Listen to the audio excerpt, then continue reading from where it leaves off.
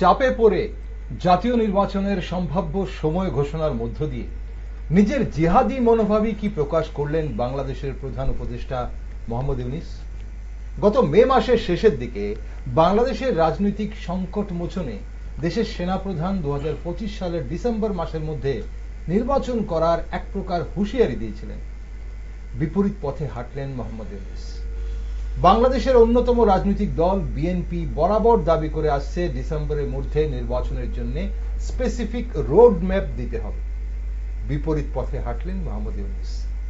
দেশের বুদ্ধিজীবী থেকে শুরু করে খেটে খাওয়া দরিদ্র অংশের মানুষ সবাই চাইছে বাংলাদেশের অস্থিরতা কাটাতে যত তাড়াতাড়ি সম্ভব নির্বাচন হোক, কিন্তু ক্ষমতার লোভে বিপরীত পথে হাঁটলেন মোহাম্মদ ইউনূস। নিজেদের স্বার্থ সিদ্ধির লক্ষ্যে আরো প্রায় 10 মাস পর আগামী বছর এপ্রিল মাস নাগাদ বাংলাদেশের জাতীয় নির্বাচন করা হবে বলে জানিয়েছেন প্রধান উপদেষ্টা। ইউনূসের একের পর এক সিদ্ধান্তে বাংলাদেশের অস্থিরতা দিন দিন বাড়ছে বলে খবর। জুলাই সন্ত্রাসের পর দেশের সংস্কার, বিচার ও নির্বাচন এই তিনটি ম্যান্ডেটের ভিত্তিতে দায়িত্ব নিয়েছিল অন্তর্বর্তী সরকার, কিন্তু ক্ষমতায় বসে একের পর এক এখতিয়ার বহির্ভূত কর্মকাণ্ডে জড়িয়ে পড়ে মোহাম্মদ ইউনূস নেতৃত্বাধীন অন্তর্বর্তী সরকার। 9 মাসের ক্ষমতায় কোটি কোটি টাকা দুর্নীতি ও জালিয়াতির পাশাপাশি দেশ বিক্রি করে দেওয়ার অভিযোগ উঠছে মোহাম্মদ ইউনূস ও অন্যান্য উপদেষ্টাদের বিরুদ্ধে। অন্তর্বর্তী সরকারের সাথে দূরত্ব তৈরি হয়েছে সেনাবাহিনী এবং বিভিন্ন রাজনৈতিক দল। তাই দেশ চাইছে একটি নির্বাচিত সরকার, আর সেই নির্বাচন 2026 সালের এপ্রিল মাস নাগাদ হবে বলে ঘোষণা দিয়েছে মোহাম্মদ ইউনূস। এখন প্রশ্ন হচ্ছে, কোন পথে এগোচ্ছে বাংলাদেশ? আগামী এপ্রিল মাসের নির্বাচন ঘোষণা নিয়ে কেন খুশি নয় বিএনপি সহ বিভিন্ন রাজনৈতিক দল? বর্তমানে আওয়ামী লীগ নিষিদ্ধ, 2026 নির্বাচনে অংশগ্রহণ করতে দেবে কি ইউনূস প্রশাসন আওয়ামী লীগকে? অবাধ, সুষ্ঠু ও নিরপেক্ষ নির্বাচন নিয়ে কতটা আশাবাদী বিশেষজ্ঞ মহল? তাছাড়া নির্বাচন হওয়া অবধি দেশের পরিস্থিতি কোন দিকে যাবে, তাই নিয়ে আমাদের আজকের এই বিশেষ আলোচনা। নমস্কার, আমি দীপেন আর আপনারা দেখছেন নিউজ ভ্যানগার্ড। চাপে পড়ে নির্বাচন ঘোষণা করলেও বাংলাদেশকে কোন পথে নিয়ে যাচ্ছে অন্তর্বর্তী সরকার, সেই বিষয়ে একটি গুরুত্বপূর্ণ আলোচনায় আজ আমার সাথে রয়েছেন আন্তর্জাতিক বিষয়ে বিশেষজ্ঞ শিক্ষাবিদ ডক্টর অভিজিৎ চন্দ এবং বিশিষ্ট সাংবাদিক সাজেদ আলী। দুজনকেই স্বাগত আজকের অনুষ্ঠানে। অভিজিৎদা, প্রথমে আপনার কাছে আসি। চাপের মুখে নির্বাচন তো ঘোষণা করা হলো, সম্ভব সময় একটা ঘোষণা করেছে মোহাম্মদ ইউনূস। এখন বাংলাদেশের নির্বাচনের ভবিষ্যৎ কি দেখছেন? এপ্রিল হবে নাকি আগে পরে হওয়ার সম্ভাবনাও দেখছেন? নমস্কার। যেটা উনি বলেছেন, আমাদের ঈদ আজহার আগে যে বক্তব্য উনি দিয়েছেন, সেটা আমার মনে হয়েছে আপাতত এই যে বিক্ষোভটাকে প্রশমিত করার জন্য বলা হয়েছে। এটা বলার পর দেখা গেছে প্রায় 50টার অধিক দল, বিএনপি সহকারে ছোটখাটো যে দলগুলি আছে রাজনৈতিক দল, তারা এটা মানেনি। তা ডিসেম্বরে স্ট্যান্ড করে আছে। জামায়াতে ইসলামী আর ওই নাগরিক পরিষদ বলে যে দলটি আছে, 4-5টা দল এটা মনে হচ্ছে পক্ষে আছে। এই হলো পরিস্থিতি, যেখানে 50টার উপর দল যদি এর বিপক্ষে মতামত দেয়, সেই ক্ষেত্রে ইউনূস সাহেবকে দেখতে হবে এটা কতটা যুক্তিযুক্ত। উনি প্রায় 10 মাস হয়ে গেছেন ক্ষমতায় এসেছেন, গত আগস্টে, আজকে জুন, আরো 10 মাস পর নির্বাচন ঘোষণা করেছেন, অর্থাৎ 20 মাস। উনি প্রথম বলেছেন 1 বছরের মধ্যে নির্বাচন দেবেন, 10 মাস হয়ে গেল, এসে বললেন যে এখনো প্রায় আরো 1 বছর পর নির্বাচন দেবেন। এতে একটা সন্দেহ দানা বেঁধেছে, উনি কি এইভাবে ক্ষমতা ধরে রাখার প্রলম্বিত করছেন? আদৌ কি ভোট হবে, সেটা নিয়ে সমস্যা। এইটা নিয়ে বাংলাদেশে এখন আপাতত উনার কি বলবো, উনার যখন উনি বাংলাদেশে এসেছিলেন, উনার যে গ্রহণযোগ্যতা ছিল সবার কাছে, এটা এখন আস্তে আস্তে কমতে শুরু করেছে। ফলে উনার এইটা বক্তব্যটা হলো আপাতত যে বাংলাদেশে একটা প্রতিবাদ গড়ে উঠছে ইলেকশন নিয়ে, সেটাকে ধামা চাপা দেওয়ার চেষ্টা। কিন্তু আমার মনে হয় এইটা করে উনি আরো উস্কে দিলেন, আরো 10 মাস বাড়িয়ে দিলে দেখা যাক কি হয় ভবিষ্যৎ। তার মানে এই 10 মাসে আরো অনেক কিছু হতে পারে। 10 মাসে এমন কিছু ঘটতে পারে বাংলাদেশে যার ফলে নির্বাচন আরো পিছিয়ে যেতে পারে বা নির্বাচনের দিনক্ষণ আরো পিছিয়ে যেতে পারে, আর সেই মানে অবকাশে উনি ক্ষমতায় থেকে যাবেন। এটা যেরকম হতেও পারে, বা এমনও হতে পারে উনি ক্ষমতা নাও থাকতে পারে। এরা কি ওনার ক্ষমতাচ্যুত হতে পারে? সেটা সেই পরিস্থিতিও তৈরি হতে পারে। ওকে, আসবো আপনার কাছে আরেকবার। সাজ্জাদ, আপনার কি মনে হয় একই বিষয়, মানে এই যে নির্বাচন ঘোষণা করা হলো চাপে পড়ে, বিশেষ করে 10 মাস আগে উনি ক্ষমতায় বসেছিলেন, আরো 10 মাস পরে নির্বাচন ঘোষণা করলেন, আদৌ কি নির্বাচন এই সময়টার মধ্যে হওয়ার সম্ভাবনা আছে? মানে বাংলাদেশের নির্বাচন কমিশনই বা কতটুকু তৈরি হতে পারবে বা কিছু? ধন্যবাদ। এই যে প্রশ্নটা আপনি করেছেন, এটা আমার পূর্ব বক্তা বলেছেন এই বিষয়ে।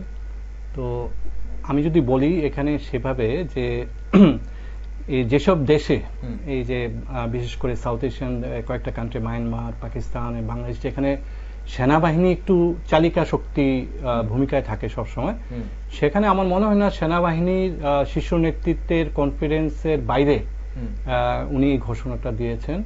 তো আমার মনে হয় যে এপ্রিল বা মানে 10-11 মাসের মধ্যেই নির্বাচনটা অনুষ্ঠিত হবে। এখন এই নির্বাচনটা কি মানে ইনক্লুসিভ ইলেকশন হবে কিনা আর কি, এটা নিয়ে প্রশ্ন আছে। আমার যেটুকু ধারণা যে উনি এই সময়টা নিয়েছেন, প্রলম্বিত করেছেন, মূলত যেটা আমার অ্যানালাইসিস সেটা হচ্ছে যে এই দলটা নতুন সংগঠিত হয়েছে ছাত্রদের, মূলত ছাত্রদের এবং নাগরিকদের যৌথ একটা মঞ্চ, এনসিপি, এটাকে একটু সুযোগ দেওয়া, সময় দেওয়া, যাতে তারা একটু স্টেবল হতে পারে, একটু গোছাতে পারে আর কি। কারণ বাস্তবিক অর্থে দল হিসাবে সর্ববৃহৎ দল হচ্ছে আওয়ামী লীগ, দ্বিতীয় স্থানে বিএনপি, আর তৃতীয় স্থানে জামায়াত ইসলাম। এটা হচ্ছে বাংলাদেশের ট্রেডিশন। তার মধ্যে শেখ হাসিনা আগস্টে উনি বাংলাদেশ থেকে চলে যাওয়ার আগে মাত্র কিছুদিন আগে জামায়াত ইসলামকে ব্যান করেছিলেন।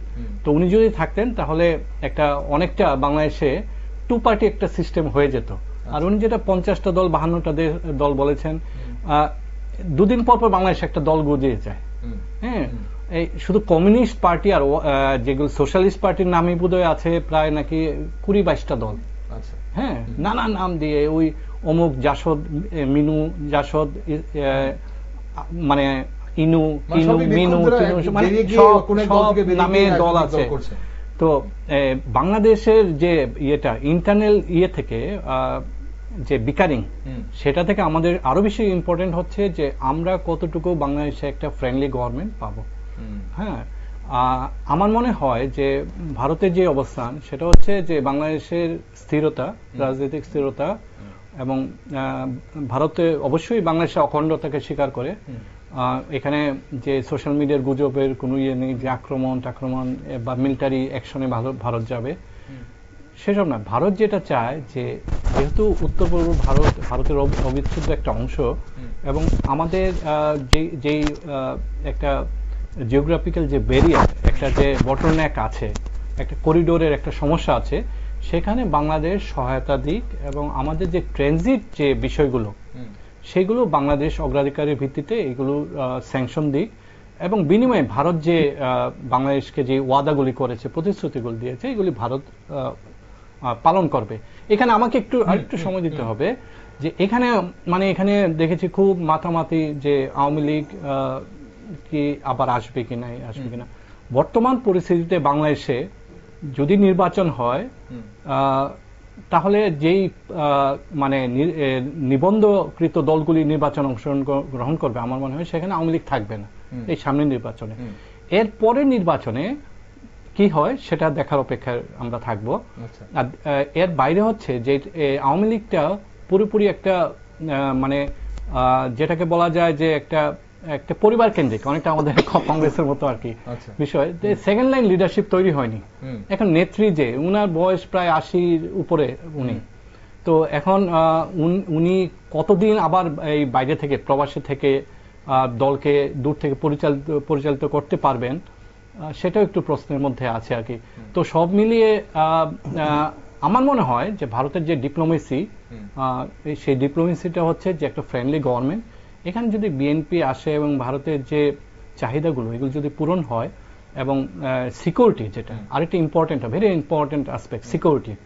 হ্যাঁ, এই বাংলাদেশকে এই গ্যারান্টিটা দিতে হবে যে সিকিউরিটি ক্ষেত্রে তারা কোনোভাবে আপোষ করবে না বহির্বিশ্বের কোনো শক্তির সাথে। কিন্তু সাজেদা, এই যে আপনি যে ভারতের কথা বলছেন, এখন কথা হচ্ছে যে ভারত বরাবরই তো চেয়েছে একটা সুষ্ঠু নির্বাচন হোক এবং একটি নির্বাচিত সরকার এসে বাংলাদেশের যা যা এখানে সিদ্ধান্ত নেবার, বাংলাদেশকে নিয়ে হোক বা কূটনৈতিক হোক, বিদেশ নীতি হোক, একটা নির্বাচিত সরকার করুক, অন্তর্বর্তী সরকার নয়।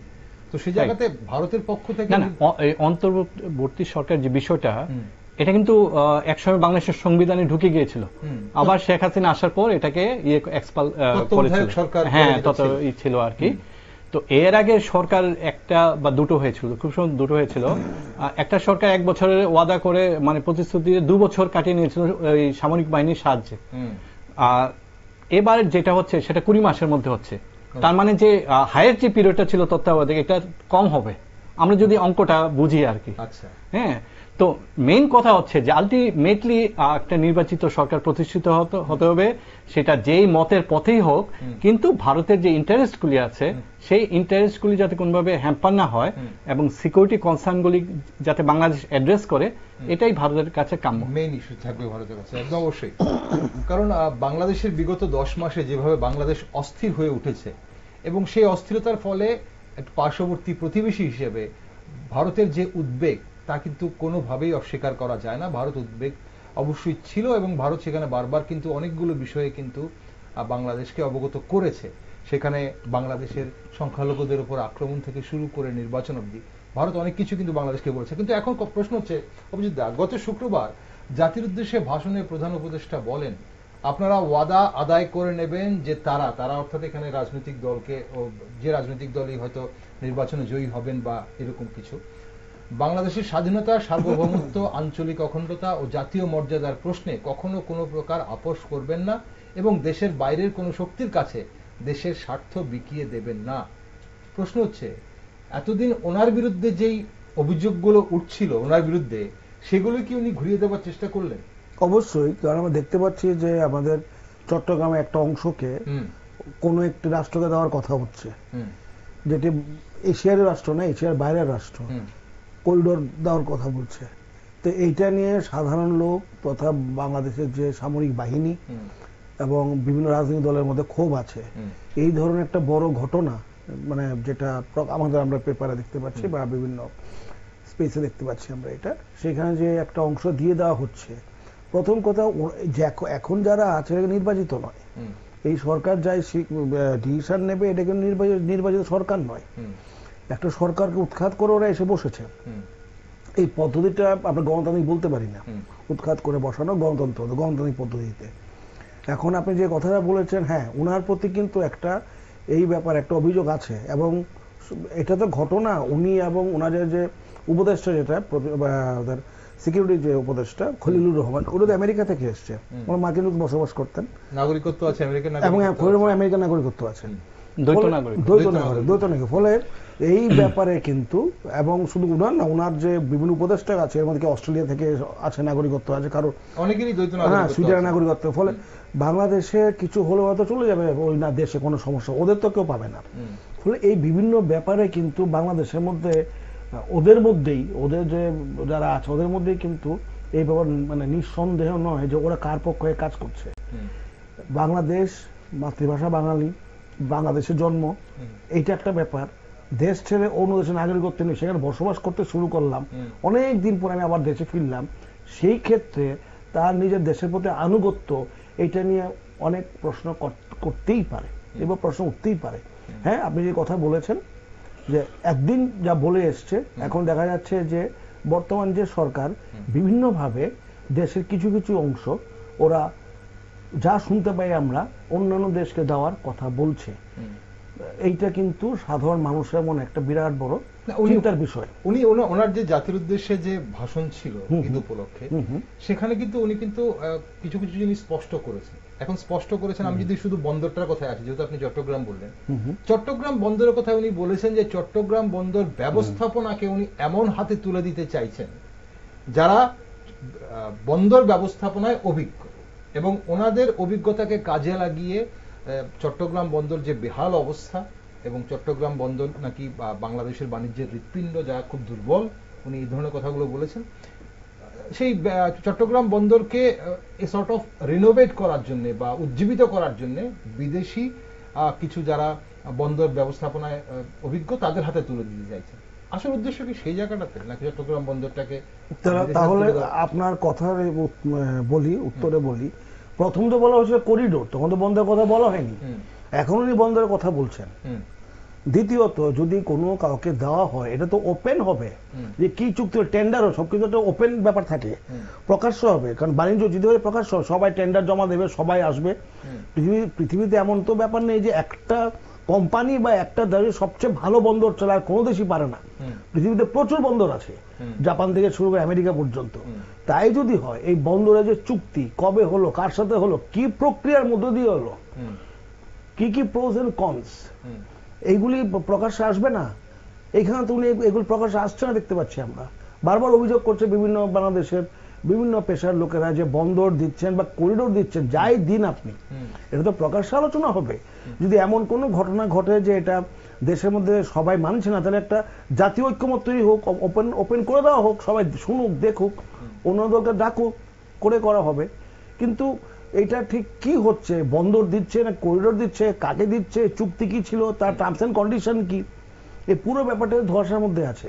এবং যেহেতু উনি দ্বৈত নাগরিক আছেন, আমেরিকারও নাগরিক এবং বাংলাদেশেরও নাগরিক, ওনার সিকিউরিটি অ্যাডভাইজারও আমেরিকান নাগরিক, বাংলাদেশেরও নাগরিক, ফলে এই ব্যাপার নিয়ে একটা চিন্তা থেকেই যায় বাংলাদেশের লোক, বাংলাদেশের না।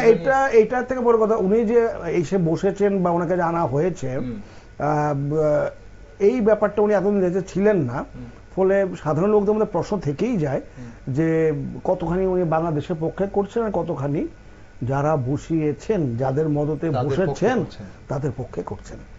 সাজ্জাদা, এই যে আপনি কিছুক্ষণ আগে বলছিলেন যে বাংলাদেশে এটা সংবিধানই ছিল যে তত্ত্বাবধায়ক সরকার, যেটা এখানে আওয়ামী লীগ সেটা কিছুদিন আগে, মানে কয়েক বছর আগে যেটাকে বাতিল করেছে। এখন প্রশ্ন হচ্ছে যে অন্তর্বর্তী সরকারকে বসানো হয় যে দুটো নির্বাচিত সরকারের মাঝের যে সময়টা, অস্থির সময়টাকে কাটিয়ে দেওয়ার জন্য। সেই জায়গায় দাঁড়িয়ে অন্তর্বর্তী সরকারের প্রধান এখন মোহাম্মদ ইউনূস, উনি যে সিদ্ধান্তগুলো নিচ্ছেন, সেটা রাখাইন করিডোর হোক কিংবা চট্টগ্রাম বন্দর হোক কিংবা লালমনিরহাট বিমান ঘাঁটি হোক, এটা ওনার পক্ষে নেওয়াটা, মানে যে সেনাবাহিনীও কিন্তু অনেকটা হুঁশিয়ারি দিয়েছেন যে এখতিয়ার বহির্ভূত কাজ উনি করতে পারেন না, নির্বাচিত সরকারই করতে পারেন।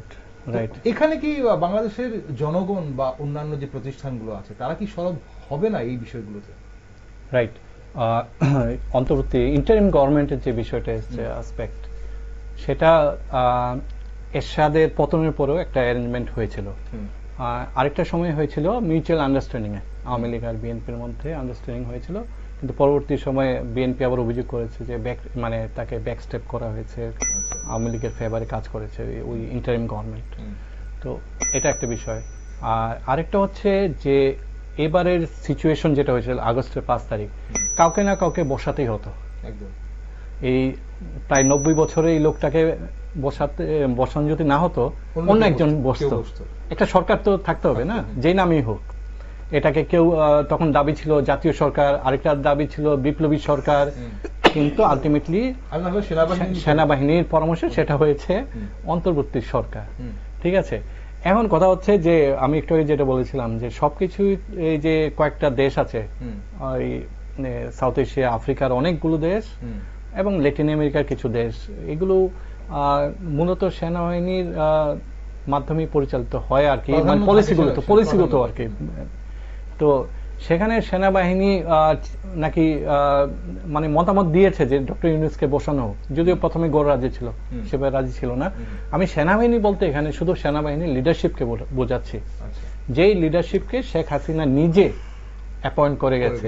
এবং এর মধ্যে কিছু, হ্যাঁ, এর মধ্যে লিডারশিপ বলতে আমি যদি প্রিন্সিপাল স্টাফ অফিসার থেকে, পিএসও থেকে শুরু করে আমি টপ অব্দি বলছি আর কি। তো তার মধ্যে নাকি আবার আনডিউ প্রমোশনও পেয়েছে, কেউ নাকি ডাবল ট্রিপল প্রমোশন পেয়েছে, কেউ নাকি আবার আত্মীয়তার সূত্রে এসছে। তো এরা কিন্তু পুরোপুরি বিপ্লবের জন্য ওরা কিছুটা ওই যে মানে কি বলা যায়, একটু সাইলেন্ট মোডে চলে গিয়েছিল, কিন্তু আস্তে আস্তে দেখা যাচ্ছে ওরা সাইলেন্ট মোড কাটিয়ে ওরা একটু সরবের মধ্যে চলে এসছে এবং সমহিমায় না হলো নানাভাবে কিন্তু ইঙ্গিত, আকার ইঙ্গিতের মাধ্যমে হলো কিছু শব্দ ব্যবহারের মাধ্যমে হলেও কিন্তু একটা অন্তর্বর্তী সরকারের উপরে একটা চাপ সৃষ্টি করে আসছে, এবং এর ফলশ্রুতিতে কয়েকদিন আগে এই বৃদ্ধ লোকটা কিন্তু একটা হুমকি দিয়েছিল। হ্যাঁ, তো এই বিষয়টা আছে, ওইটাকে কিন্তু খুব একটা সরাতে পারেনি। এর মধ্যে এক দুজন যারা এক্সট্রিম হিউম্যান রাইটস ভায়োলেশন করেছে জেনারেল, ওদেরকে একজন মুজিব ও পালিয়ে গেছে বা পালাতে দেওয়া হয়েছে, আর আরেকজনকে ডিটেইন করে ও বিভিন্ন ধারায় টারায় ওকে আটকে রাখা হয়েছে জেলে। ওই আওয়ামী লীগের যা এমপি টেমপি প্রচুর, তো ওরা জেলে কষ্ট পাচ্ছে, মিনিস্টার টিনিস্টার। আচ্ছা, এখন এর বাইরে যারা পালাতে পেরেছে তারাও কষ্টে আছে। ভারতে কি বা যেই দেশে যাক, তারা কি সুখে আছে নাকি? অনেক কষ্ট করছে। আবার মাঝারি স্তরের নেতা ছোটদের তারা আবার বিভিন্নভাবে হ্যারাস হচ্ছে পুলিশের হাতে, স্থানীয়দের হাতে। হ্যাঁ, বা অনেকে আবার শুনছি ওয়েস্ট বেঙ্গল অনেক মানে গ্যাং ওদের থেকে এক্সটর্ট করছে মানি, যে এখানে যেহেতু আছে তো দিতে হবে একটু, মানে এটা ছাড়া থাকতে পারবে না। তো ওই জায়গায় আসে যে এই প্রশ্নটা ছিল যে বন্দর আর করিডোর। বন্দরটা নিয়ে আমার খুব একটা সমস্যা নেই, কারণ কি পৃথিবীর বহু দেশে, ইভেন শ্রীলঙ্কা, ইভেন মায়ানমারের 3টা বন্দর 3টে দেশের ম্যানেজ করছে, একটা ইন্ডিয়া, একটা রাশিয়ান, একটা চীনের। ঠিক আছে। আবার বলি, ইসরায়েলে একটা বন্দর ম্যানেজ করছে, এটা হ্যান্ডলিং এন্ড ম্যানেজমেন্টের জন্য, আদানি পোর্টস, মানে আমাদের ইন্ডিয়ার। ঠিক আছে। এটা not a matter of concern or security concern. আমার কাছে যেটা মনে হয় যে ওই করিডোরটা যেটা প্রস্তাব এসেছিল, এটা প্রথম এসেছিল জাতিসংঘের কাছ থেকে, এটা মানবিক করিডোর নাম দিয়েছিল। হ্যাঁ, এরকম একটা সিচুয়েশন যে একটা বড় একটা অংশ, মায়ানমার একটা বিশাল অংশ বিচ্ছিন্ন হয়ে গেছে। আর্মি ওদেরকে ভাতে মারার মতো একটা অবস্থা হয়েছে, মায়ানমারিজ আর্মি আর কি, আফটার দেয়ার ডিফিট। তো সেইখানে কিভাবে খাদ্য রসদ পৌঁছে দেওয়া যায়, এটার একটা প্রচেষ্টা ছিল, যদিও এখন বিকল্প হিসেবে পোর্ট ব্যবহারের চিন্তা ভাবনা করা হচ্ছে আর কি। তো এই করিডোরটা ছিল যেটা টেকনাফ এই এলাকাটা দিয়ে আর কি। তো সেটা নিয়ে হয়ে যেত, আমার ধারণা অন্তর্বর্তী সরকার দিয়ে দিত, কিন্তু আর্মি এটাতে একটা বাগড়া দিয়েছে। হ্যাঁ, বাংলাদেশ সেনাবাহিনী বাগড়া দিয়েছে, সতর্ক করেছে। হ্যাঁ, সতর্ক, মানে যাই হোক, ওই যে একটু আগে যেটা বলে আকারে ইঙ্গিতে বাক্য ব্যবহারে, তো আর্মি হ্যাঁ সম্মতি দেয়নি, এটা হয়নি। আর দ্বিতীয় আরেকটা যেটা উনি বলছিলেন যে ফরেন ইন্টারেস্ট, যেটা এটা হচ্ছে সেন্ট মার্টিন যে আইল্যান্ডটা, এটা খুবই ছোট দ্বীপ, মেইনলি টুরিস্ট মানে অ্যাট্রাকশন আর কি এটাই। তো সেটা নিয়েও কিছু মানে হয়ে ওঠেনি এভাবে, মানে আপত্তি আছে। সেন্ট মার্টিন দ্বীপে 1973 না 74 থেকে আমেরিকা চাপ দিয়ে আসছে দেওয়ার জন্য, রাইট? হ্যাঁ, আজকে না এটা। হ্যাঁ, তো আমি জানি না আগামী যদি কোন নির্বাচিত সরকার আসে, আমার মনে হয় না অন্তর্বর্তী সরকার, বি প্র্যাকটিক্যাল, আমরা ডিসকাশনটা একটু মেরিট বেসড করি। আমার মনে হয় অন্তর্বর্তী সরকার আগামী 10 মাসের মধ্যে এমন কোন চুক্তি করবে, দিয়ে দেবে। বাংলাদেশের যে রাজনৈতিক দলগুলো যারা এখন তৎপর, বিএনপি সহ, তারাও এটা মানছে না, এস্টাবলিশমেন্ট গুলো মানছে না। তো এর মধ্যে আমার মনে হয় এই রিস্ক নেবে। আবার উপদেষ্টার মধ্যেও কিন্তু নানা পথের মতের মানুষ আছে। এরা যে সবাই ছাত্ররা নিয়োগ দিয়েছে তা না, আর্মি নিয়োগ দিয়েছে, বিএনপি থেকেও ফোন এসছে, আবার নিজের নিয়োগ দিয়েছে। আবার যেসব পত্রিকা ওই আমাদের 18 পরে আমরা মিডিয়ার অনেক সময় সংঘর্ষিত অনেক বেড়ে গেছিল, এরকম ওরা বলেছে যে না তাইনরে দিতে হইব, এই জাতীয় ব্যাপার হয়ে গেছে। যারা শেখ হাসিনার সময় যারা একটু কি বলা যায়, যাদের উপর মোটামুটি চাপে ছিল আর কি এইসব মিডিয়া, এখন তারা ফুলে ফেপে এখন ইয়ে হয়ে গেছে। তো এগুলো মানে বলা যায় একটা রেইনবো একটা অ্যারেঞ্জমেন্ট, যেখানে নানা পথ আর মতের অ্যাডভাইজাররা আছেন আর কি। তো সব মিলিয়ে এখন যেটা হবে, আমার ধারণা আগামী 10 মাস পর্যন্ত এই সংস্কার কমিশনগুলো রিপোর্ট আসবে, কিছু ইমপ্লিমেন্ট করবে, এই করবে সেই করবে, আর এই এনসিপিটাকে একটু সেটেল করার একটা চেষ্টা হবে। কতটুকু সম্ভব হবে জানি না, কারণ গ্রাসরুট লেভেলে ওদের খুব একটা যোগাযোগ নেই, কারণ এস্টাবলিশ পলিটিক্যাল পার্টি না, তো নতুন করে এসে যে ওই বাংলাদেশের সীমানা বলা হয় টেকনাফ তেতুলিয়া, এই বিশাল অঞ্চলে বিশাল এই জাতীয়, এই কারণে আরো বলবো আয়তন যাই হোক, জনসংখ্যা তো 20 কোটি, পৃথিবীর 10-এর মধ্যে, পৃথিবীর 10টা কান্ট্রির মধ্যে স্থান কিন্তু বাংলাদেশের। তো সেই হিসাবে কতটুকু হবে জানি না, কিন্তু একটা চেষ্টা যেটা হবে, যেটা কমন যে একটা চেষ্টা, একটা আর্মির একটা লিডারশিপ চেয়েছিল যে একটা ইনক্লুসিভ ইলেকশন করতে, যেখানে আওয়ামী লীগকে রিফাইন্ড আওয়ামী লীগ বলেছিল, নামটা দিয়েছিল রিফাইন্ড আওয়ামী লীগ, যেখানে নেত্রী থাকবেন না, অন্যরা থাকবেন আর কি। তো সেটাও আওয়ামী লীগের মেজরিটি আসলে এতটাই মুজিববাদে বিশ্বাসী এবং ৭১-এর যে মুক্তিযুদ্ধের চেতনাতে বিশ্বাসী যে ওটা মেনে নাওতে এটাও কাজ করেনি আর কি। সুতরাং মাইনাস আওয়ামী লীগে আগামী নির্বাচনটা হতে যাচ্ছে। ওকে, এখন প্রশ্ন হচ্ছে যে মাইনাস আওয়ামী লীগ যদি হয়, যে অনেকেই প্রশ্ন করছিলেন যে ওয়াই আওয়ামী লীগ, আমি বলছি সামনের নির্বাচনটা ইমিডিয়েট যেটা আগামী যেটা অন্তর্বর্তী সরকার যেটা ঘোষণা দিচ্ছে, এখন অন্তর্বর্তী সরকার যেটা ঘোষণা দিচ্ছে যে এপ্রিলে হোক বা সেটা উনি প্রথম যেটা বলেছিলেন যে জানুয়ারি থেকে জুনের মধ্যে হবে, যদি জুনেও হয়, যখনই হয়, যে সময়টাতেই হয়, আপনি বলছেন আওয়ামী লীগ থাকছে না, ইলেকশনে থাকছে না। এখন প্রশ্ন হচ্ছে যে আওয়ামী লীগের যে, এটাও ঠিক যে আওয়ামী লীগের যে ফ্যান বেস বা সমর্থক যারা, এটা বেসটা এখনো ধরা হচ্ছে যে বাংলাদেশে অনেক বেশি, অন্যদের তুলনায় অনেক বেশি। তাহলে এরা কি করবে? এরা কি নির্বাচন করবে না? তাহলে এই যে 18-র পরে মানে আগের রাজনৈতিক দলের মানে কি বলে অটো শ্রমিকদের দেখা যায় না, ওই অমুক স্ট্যান্ডে গেলে দেখা যায় অমুক পতাকা উঠছে, আগের পতাকা নাই, বুঝছো না? এগুলি হচ্ছে ক্যামোফ্লেজ, একটা মানে একটা থাকে, আরেকটা থাকে সেলফ ইন্টারেস্টে পাওয়ার জন্য মানে শিফট করে। মূলত আমার মনে হয় যে কোন দিকে হবে, এটা একটা মানে এখানে to be very frank, BNP একটা ন্যাচারাল অ্যাডভান্টেজের মধ্যে আছে, ওদের যে প্রধান দল আর ওদের অ্যাক্রস দ্য কান্ট্রি ওদের একটা সেট আপ আছে, অর্গানাইজেশন আছে, মূলত একটা রাজনৈতিক দল পরিচালিত হয়তো সংগঠন দিয়ে, তো সেই সংগঠনটা আছে। তো আমার মনে হয় নানাভাবে ওরা বিএনপির সাথেই মানে করবে, সংযুক্ত হবে। ইতিমধ্যে বেশ কয়েকজন হয়ে গেছে আর কি, মাঝারি স্তরের যারা হয়ে গেছে। অভিজিৎ, এই জায়গাটাতে আপনার কি মতামত? কারণ বিএনপি কি তার জন্যই এই যে বারবার যে একটা বিরোধিতা, বা প্রথম শুরু থেকে আমরা কিন্তু একটা সফট বিরোধিতা আমরা দেখে এসেছি, অনেকগুলো বিষয়তে কিন্তু বিরোধিতা করছিল, এবং এবার যে একদম নির্বাচন ইস্যুতে সরব হয়েছে বিএনপির বিভিন্ন নেতৃত্ব, বিভিন্ন স্তরের নেতৃত্বরা দেখে সরব হয়েছে, তারা ডিসেম্বরে নির্বাচন চায়। এই বিরোধিতাটা কি মানে জনগণের সেই আস্থাটার জন্যও কি কিছু একটা অংশ, বা আওয়ামী লীগের যে সমর্থক বেসটাকে একটু নিজেদের দিকে টানার জন্য আছে? এখানে একটা আওয়ামী লীগ ট্রিকি পজিশন নিতে পারে। ওরা তো আওয়ামী লীগকে নিষিদ্ধ করেছে, ব্যক্তিগত করেনি।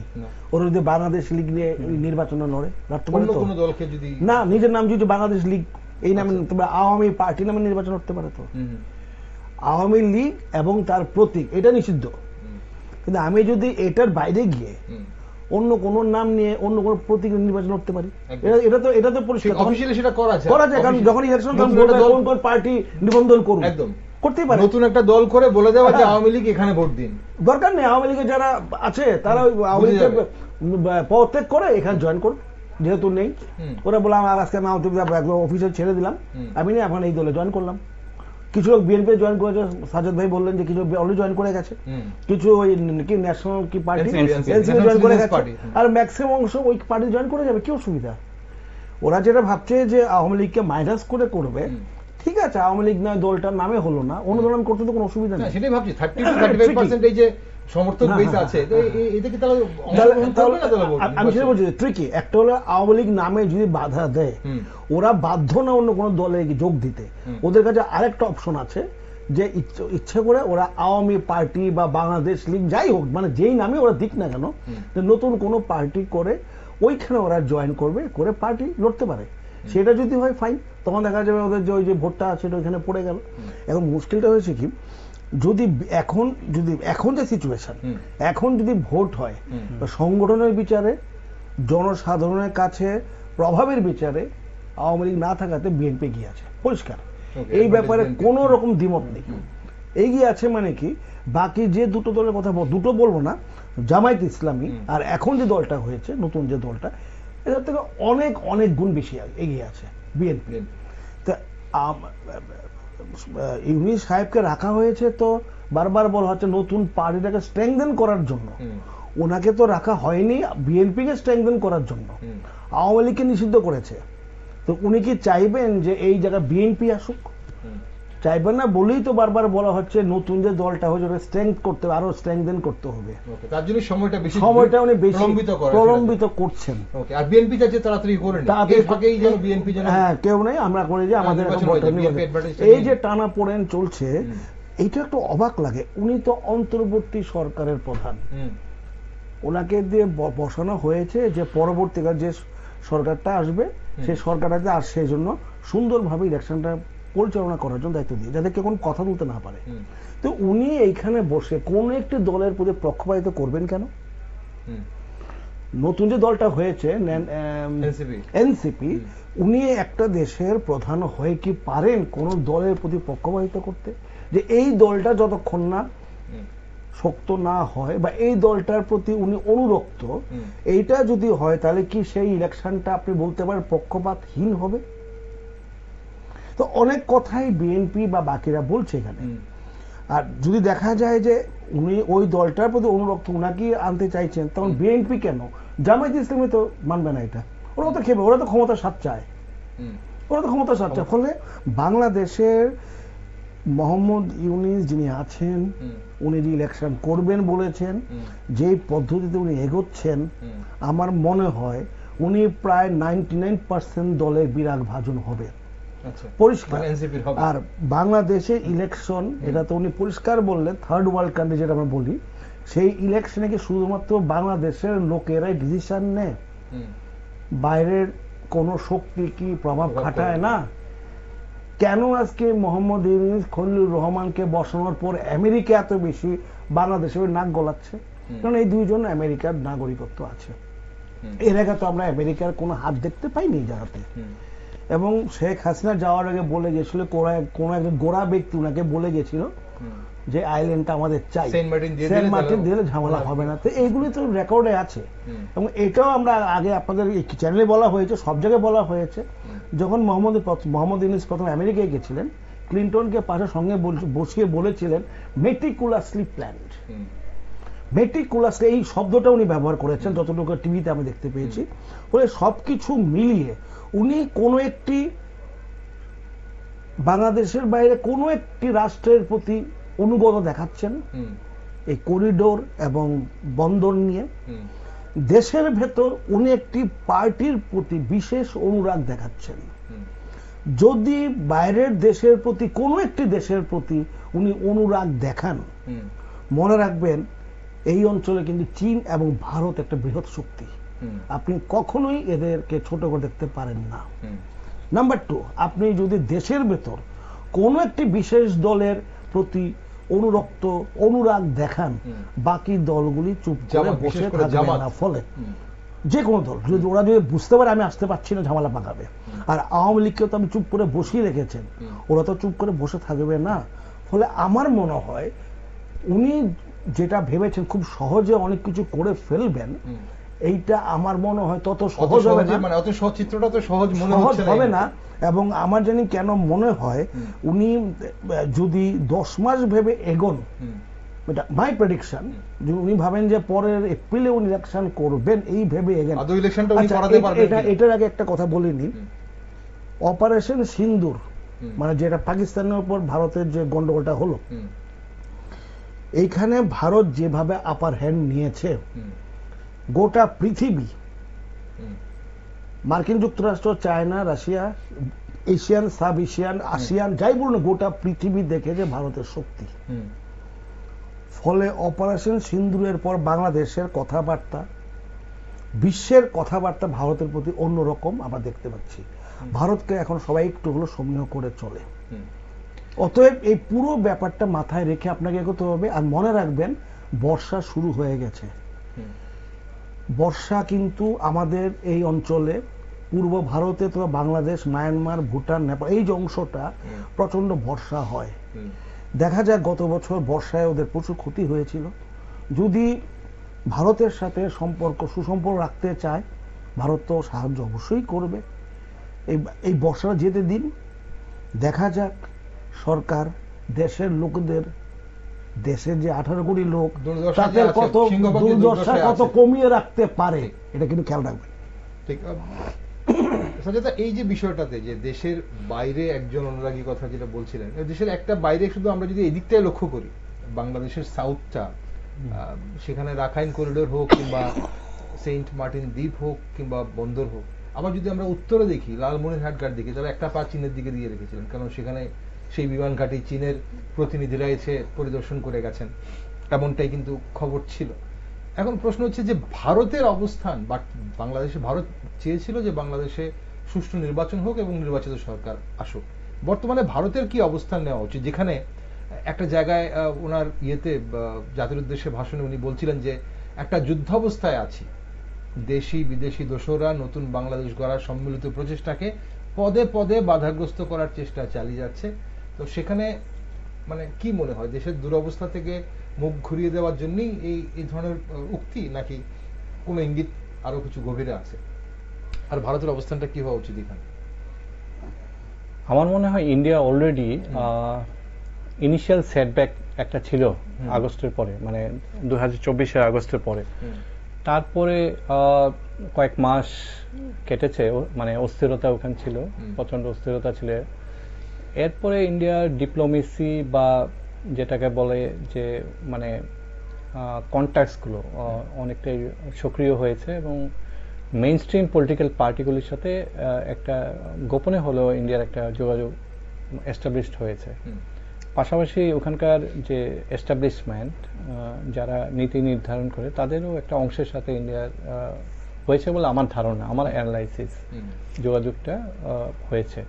তো আগামী সপ্তাহ, মাস, এই সময়গুলোতে এই যে কন্ট্যাক্টসগুলো, এগুলো আরো বেশি স্ট্রং হবে।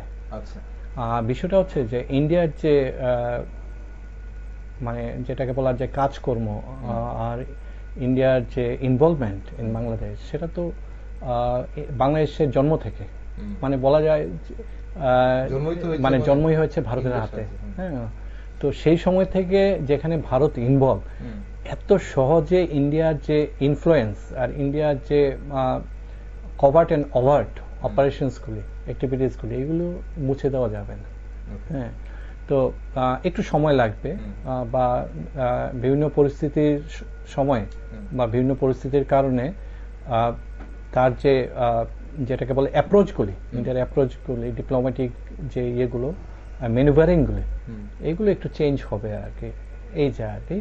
কিন্তু আমি আশাবাদী যে আগামী দিনে যে সরকারি আসুক, ইভেন এক্সট্রিম ন্যাশনালিজমও যদি তারা প্র্যাকটিস করে, তারপরও বাণিজ্য, অন্যান্য সব ক্ষেত্রে, তারপরে people to people contact, government to government contact, এগুলির বিষয়ে সদর্থক ভূমিকা নেবে।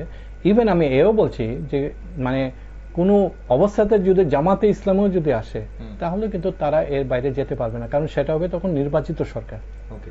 ঠিক আছে, দায়বদ্ধতা থাকবে। যেখানে বাংলাদেশের 3 দিকে ভারত, হ্যাঁ, একদিকে মানে কি জলের সাইডটা বঙ্গোপসাগর, আর একটু অল্প একটু মায়ানমার, সেখানে নির্ভরতা, সব দিক থেকে নির্ভরতা মানে এত বিশাল এবং ব্যাপক। এখানে আপনার কোনোভাবে যে অ্যারোগেন্সিটাকে প্রাধান্য দেওয়া, এটা অনেকটা সুইসাইডাল। হ্যাঁ, তো বাংলাদেশের পলিটিশিয়ানরা এটা বুঝেন। বিএনপির সিনিয়র পলিটিশিয়ান বলতে যারা আছেন, মির্জা ফখরুল আহমেদ, উনিও বুঝেন। তো উনার বক্তব্যকে আবার আখ্যা দেওয়া হচ্ছে দালাল হিসাবে। হ্যাঁ, ঠিক আছে, যে দালালকে বিশ্বাস করা যাবে না, মানে এজেন্ট এবং টাকা খাইছে, এরকম নানা ধরনের হচ্ছে সোশ্যাল মিডিয়াতে। ভারতের পক্ষে না, মানে mutual benefit, mutual interest and friendship, যেগুলি জরুরি বাংলাদেশের মানুষকে বুঝতে হবে, বাস্তবটা বুঝতে হবে। আর আরেকটা জিনিস যেটা উঠে এসেছিল আলোচনায়, যে আওয়ামী লীগ বিকল্প একটা নামে আসবে কিনা, সাইনবোর্ড নিয়ে আসবে, এটা সম্ভব না। এই মানে অ্যাটলিস্ট আগামী নির্বাচন পর্যন্ত বা তারও কিছুদিন পর্যন্ত, কারণ আওয়ামী লীগ পরিচিতিতে যেই উঠে আসছে, আনলেস কোনো দলের প্রোটেকশন পাচ্ছে, অন্য কোনো দলের, যেমন বিএনপির বা জামাতের বা এনসিপির, জনরোষের মধ্যে পড়ছে। এখনো এই অবস্থা বাংলাদেশে, হ্যাঁ, নানাভাবে আক্রান্ত হচ্ছে, নানাভাবে হচ্ছে। পরিচিতি নিয়ে একটা লোক বেরোতে পারছে না যে আমি আওয়ামী লীগের, তো সেই জায়গাতে বিকল্প সাইনবোর্ড নিয়ে নির্বাচিত যেটা বলা হচ্ছে, অবশ্যই কোনো একটা দল হতে পারে, কিন্তু আওয়ামী লীগের বিকল্প আওয়ামী লীগ হলাম না, হ্যাঁ আওয়ামী মানুষ লীগ হলাম বা আমি জনলীগ হলাম, আমি আসবো নির্বাচনে, আমার মনে হয় কারণ কি দীর্ঘদিন 15 বছর, এর আগে আরো 5-10 বছর ক্ষমতায় থাকার ফলে প্রত্যেকটা গ্রামেও যারা কর্মী আছে আর শহরের যারা নেতৃবৃন্দ আছেন বা সর্বোচ্চ স্তরে যারা আছে, প্রত্যেকটা লোক পরিচিত, একজনের সাথে আরেকজনের একটা মানে কি বলা যায়, মানে জেরক্সের মতো পরিচিতি। হ্যাঁ, এখান থেকে মানে লুকিয়ে অন্য কিছু করা সম্ভব হচ্ছে না। একটা জনরসের ব্যাপার যেটা শুরু হয়েছিল আগস্টে, সেটার মাত্রাটা কমে গেল, একদম শেষ হয়নি। তাহলে কি মানে এই যে চেষ্টা আওয়ামী লীগকে নিষিদ্ধ করা, আবার পাশাপাশি এই দিক থেকে তো আপনার এই যে একটা ওরা ফাঁক রেখেছে, আমি যেটা দেখলাম নোটিফিকেশনটা, আওয়ামী লীগের কাজকর্মকে নিষিদ্ধ করেছে, দলকে বিচার পর্যন্ত, দলকে নিষিদ্ধ করেনি। তো হয়ে গেল, তো হয়ে গেল না না, কাজকর্ম সবগুলো সংগঠন আওয়ামী লীগের, আমাদের যে এখানে যে আমরা ভিন্ন উগ্রবাদী সংগঠন বা এমনিতে যে যেমন উগ্রবাদী সংগঠন কথা বলি, আনলফুল অ্যাক্টিভিটিস অ্যাক্ট যেটা আছে সেটার আন্ডারে আমরা ব্যান করি, কমপ্লিট ব্যান। ব্যান মানে কমপ্লিট ব্যান, ওই নামে কাজ করতে পারবে না আর কি।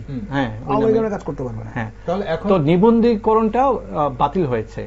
আর আওয়ামী লীগের সরকার থেকে বলা হয়েছে, গেজেট নোটিফিকেশনটা হয়তো ইয়েতে পেয়ে যাবে গুগল করলে, ওটাতে আমি যেটা দেখেছিলাম যে আওয়ামী লীগের কাজকর্ম, আওয়ামী লীগকে নিষিদ্ধ করা হবে এই লাইনটা নেই, আওয়ামী লীগের কাজকর্ম নিষিদ্ধ করা হয়েছে বিচার পর্যন্ত। হ্যাঁ, এখন বিচার পর্যন্ত একটা এটা খুব সিরিয়াস, বিচার পর্যন্ত। এখন বিচারটা কবে শেষ হবে, কি হবে না, এখন প্রশ্ন হচ্ছে যে 3টে ম্যান্ডেটের মধ্যে একটা ছিল সংস্কার, একটা বিচার, একটা নির্বাচন করানো। এখন নির্বাচন করানো হচ্ছে, তাহলে কি বিচার শেষ না করে নির্বাচন করানো হবে, সংস্কার না করে নির্বাচন করানো হবে না? বাংলাদেশের যে বিচার ব্যবস্থা, ওরা তো সংবিধান ব্যান করেনি, সংস্কার চেয়েছে, কিন্তু বিচার ব্যবস্থার সংস্কারের ক্ষেত্রে ওরা দেখলাম মানে আইনগত পরিবর্তন না, মানে প্রিসাইডিং যারা জাজ বা অ্যাপয়েন্টমেন্ট অফ দ্য জাজেস, এইগুলো নিয়ে সংস্কার করেছে। হ্যাঁ, কিন্তু সেকশন গুলো যেগুলো আমরা চেঞ্জ করলাম, বিএনএস, ওটা না, ওরা এখনো সেই 302 ফাঁসির ধারা, 307 অ্যাটেম্পট টু মার্ডার, এগুলো ওদের এখন সেম, ওরা মানুষ লোকগুলোকে পাল্টেছে। সাউথ এশিয়া, বিশেষ করে ইন্ডিয়া পাকিস্তান, তো লোক থাকলে তো ও যে পন্থী সে তো ওই পক্ষে রায় দেবে না। না না, সেটা না, এখানে না না, সেটাই আমরা তো সেটাই বলছি, আমরা সেটাই বলছি, we are in the same page.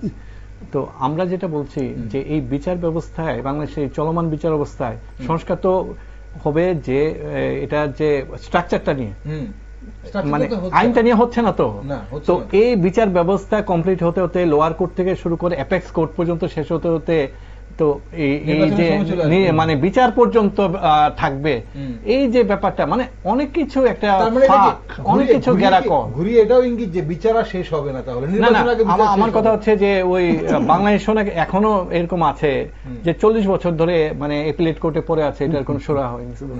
40 years, 74, 73 এটা থেকে। ওকে, একটা অনুষ্ঠানের সময় ফুরিয়ে যাচ্ছে, আমরা আরেকটা জায়গায় আপনাদের দুজনের একটু ছোট্ট মতামত চাইবো। এই যে মুক্তিযোদ্ধার সংজ্ঞায় একটা পরিবর্তন আনার হয়েছে এবং আনার চেষ্টা হয়েছে, এটা আগেও হয়েছে। এখন বঙ্গবন্ধুকে বলা হচ্ছে যে মুক্তিযোদ্ধা না, এটা রেকটিফাই করা হয়েছে। প্রথমে বলা হয়েছিল এটা হবে না, তারপর তাদেরকে বলা হয়েছে, এবং সেই মুজিবনগরে যারা কাজকর্ম করতে, অফিসিয়ালসরা যারা, বিউরোক্রেটসরা যারা ছিল, তাদেরকে মুক্তিযোদ্ধার সহযোগী হিসেবে করা হয়েছে, অ্যাসোসিয়েট হিসেবে। এখন প্রশ্ন হচ্ছে যে এটার পেছনেও কি অন্য কোনো মানে ষড়যন্ত্র আছে, নাকি শুধুই ওই মানে বাংলাদেশের 71 স্বাধীনতাকে ভুলিয়ে জুলাইটাকে একটা নতুন স্বাধীনতার রূপ দেওয়ার চেষ্টা? এটা হলো কি, আপনার যদি 71টাকে না মানি তাহলে আওয়ামী লীগের অস্তিত্ব নাই। আওয়ামী লীগ যে এত শক্তিশালী কেন, এই নামেই তো শেখ মুজিব লড়েছিল না পাকিস্তানের বিরুদ্ধে। ফলে আওয়ামী লীগের যে এত পাওয়ারফুল শক্তি, সে মুক্তিযোদ্ধার দল হিসেবে তো বলা হয়, মুক্তিযোদ্ধার দল। আমি যদি এটাকে ভুলিয়ে দিতে পারি বা সরিয়ে দিতে পারি, তা আওয়ামী লীগের অস্তিত্ব নাই, আওয়ামী লীগের স্বাধীনতার সঙ্গে সম্পর্ক নাই, নাম্বার 1। নাম্বার 2, খুব গুরুত্বপূর্ণ, আওয়ামী লীগকে যেরকম আমি অস্তিত্বহীন করে দিতে পারেন, 71 যুদ্ধে জামায়াতে ইসলামের ভূমিকা কি ছিল? রাজাকারের দল, আল বদরের দল। ওরা এই দায় থেকে মুক্তি হয়ে গেল, আমাদের কোনো দায় নেই, আমরা কিছু করিনি। বলা হয় না রাজাকার আলবমিরা প্রচুর লক্ষ লক্ষ লোকে মেরে পাকিস্তান দোষর ছিল ওরা স্বাধীন বিরুদ্ধে। ফলে এইটা করে আওয়ামী লীগকে তার যে আইডিওলজি ভাবে মেরে দেবে ওকে, যে তোমার কোনো মুক্তিযুদ্ধের সঙ্গে কোনো সম্পর্কই নেই। দ্বিতীয়ত এইটা করে 71-এ যারা পাকিস্তানের পক্ষ নিয়ে বাংলাদেশে ভয়ঙ্কর অত্যাচার করেছিল তাদের দায় থেকে মুক্তি দিয়ে দেবে। ফলে এটা কিন্তু ঘটনা যে বাংলাদেশের যে বর্তমান সরকার চলছে তার পেছনে যে এত বাজে ওরা বড় বড় মিটিং মিছিল করে, এইটা নামে বেনামে জামায়াতে ইসলামী কিছু ইসলামী দলই সাপ্লাই করে থাকে, শিবিরের যেটা বলা হয়। তারা সেই মানে 71-কে ভুলিয়ে দিতে চাইছে, এটা হচ্ছে মোটা দাগে যেটা, সেটাই আর কি। এটা দুই পক্ষকেই মানে যারা ওই সময় বাজে কাজ করেছিল তার দায় থেকে মুক্তি দেওয়া, আর আওয়ামী লীগ যে গর্ব করা মুক্তি যোদ্ধার দল সেইটা থেকে ওদেরকে ভাগ করে দেওয়া, এটার বিরাট বড় আমার মনে হয় শেষ প্রায়। ইতিহাসকে ভুলিয়ে দেওয়ার একটা চেষ্টা তো আছে। ব্যাপার হচ্ছে যে জুলাইয়ের যেই আন্দোলনটা শুরু হয়েছিল সেই নামে একটা ঘোষণাপত্র নাকি তৈরি হচ্ছে এবং অচিরে এটা ঘোষিত হবে, জুলাই ডিক্লারেশন। তো জুলাই ডিক্লারেশনটা হচ্ছে যে মুক্তিযুদ্ধের যে স্পিরিটটা সেটাকে কাউন্টার করার জন্য আর কি, মানে ওটাকে ছাপিয়ে এটাকে আরো উপরে স্বাধীনতা হিসেবে ওরাই করেছে স্বাধীনতা দেখানো হবে আর কি, যে ওটা ছিল ভেগ আর এটা হচ্ছে রিয়েল, এবং যেটা মানুষের অ্যাসপাইরেশন যেখানে স্থান পেয়েছে এবং মানুষ যা যা চেয়েছে তাই হয়েছে এবং স্বৈরাচারের পতন হয়েছে, এই তো মোটা লাগে। তো এখন এটা এই যে স্পিরিটটা সবকিছুই তো চিরস্থায়ী না। এটাও এই যে জুলাই ডিক্লারেশন হোক বা এই যে প্রসেসটা আগামী দিনে নির্বাচিত হয়ে আরেকটি রাজনৈতিক দলে এসে যা যা কাজ হয়েছে এখন অবধি তার যে মানে রেকটিফিকেশন হবে না এবং উল্টোটা করে দেবে না বা এগুলো রিভার্স করবে না, এটার কোনো গ্যারান্টি আছে? আর এইভাবে ইতিহাসকে বোধহয় ভোলানো যায় না। তাহলে ইতিহাসকে আওয়ামী লীগকে ব্যান করেছিল 75 মুজিব হত্যার পর, কিন্তু আওয়ামী লীগ 82 পর্যন্ত কিচ্ছু করতে পারেনি 7-8 বছর। এরপরে আওয়ামী লীগ ফিরে এসছে আর সেটা বলে কিচ্ছু করতে পারেনি, প্রায় 15 বছর আওয়ামী লীগ কিচ্ছু করতে পারেনি, তারপরে আওয়ামী লীগ ফিরে এসছে। আর এভাবে ইতিহাসকে ভোলানো বোধ যায় না, কারণ পৃথিবীতে যতই হোক, নেগেটিভ হোক পজিটিভ হোক, ভালো দিক খারাপ দিক, কোনো ইতিহাসে কিন্তু মানুষ ভোলেনি। এখন ইতিহাস এখনো জীবিত আছে। অসংখ্য ধন্যবাদ আপনাদের দুজনকে আজ গুরুত্বপূর্ণ আলোচনা অংশগ্রহণ করার জন্য। সাজিদ আপনাকে ধন্যবাদ, অজিত আপনাকে ধন্যবাদ। দর্শক বন্ধুরা, 21শে মে সেনা কর্তাদের সাথে বৈঠকে সেনা প্রধান গভীর উদ্বেগ প্রকাশ করে বলেছিলেন যে অন্তর্বর্তীকালীন সরকার গুরুত্বপূর্ণ নিরাপত্তা সংক্রান্ত সিদ্ধান্ত নিচ্ছে সেনাবাহিনীকে অন্ধকারে রেখে। নিশ্চয়ই মনে আছে আপনাদের সেই কথাগুলো। এমনকি জাতিসংঘে সেনাবাহিনীর সংশ্লিষ্ট বিষয়ের ওপর চিঠিও পাঠানো হয়েছে সামরিক কমান্ডারদের সঙ্গে আলোচনা না করে। তিনি দৃঢ়ভাবে বলেন 2025 সালের ডিসেম্বরের মধ্যে অবশ্যই নির্বাচন অনুষ্ঠিত হতে হবে এবং 2026 সালের 1 জানুয়ারিতে একটি নির্বাচিত সরকার ক্ষমতায় আসতে হবে। দেশের দিক নির্দেশনা নির্ধারণ করবে একটি বৈধ নির্বাচিত সরকার, কোনো অনির্বাচিত প্রশাসন নয়। তাই বর্তমানে কি হচ্ছে সেটা আমাদের সবার চোখের সামনেই রয়েছে। এখন দেখার নির্বাচন নিয়ে বাংলাদেশের সেনাবাহিনী এবং বিভিন্ন রাজনৈতিক দল এবার কি অবস্থান গ্রহণ করে, সেদিকে নজর রাখছি আমরা। আর আপনারা সব নিউজ আপডেট ও টকশো দেখার জন্য চোখ রাখুন শুধুমাত্র নিউজ ভ্যানগার্ডে।